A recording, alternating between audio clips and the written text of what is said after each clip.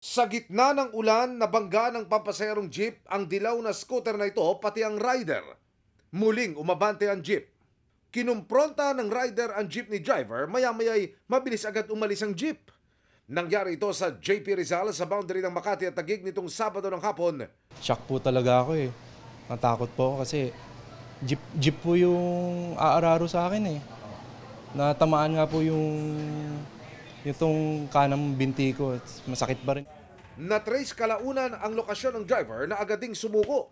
Ayon sa rider, bago ang insidente, sinita niya ang jeepney driver na mistulang ginawa raw terminal ang kanto ng intersection.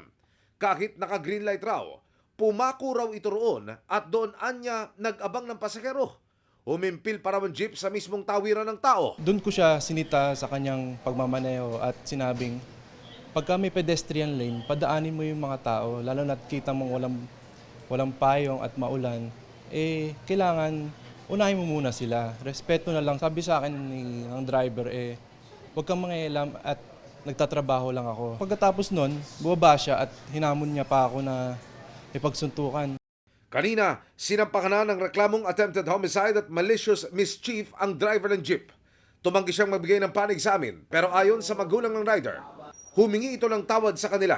Sabi niya, nabigla daw siya sa pangyayari. Ngayon, sising-sisi siya. Hindi niya raw ina-expect na ganun, hahantong sa ganun yung pangyayari na makukulong siya.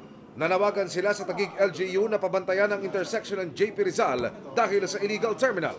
Magpapasalamat ako sa Diyos, ganun lang ang nangyari sa anak ko. Kung meron man lang sanang enforcer na nakatambay doon, siguro doon sa sagutan pa lang nila, may nakapigil na o nakaawat na. Nanawagan ako sana magkaroon tayo 24/7 ng bantay doon. Patuloy namin sinisikap na makuha ang pahayag ng Taguig LGU.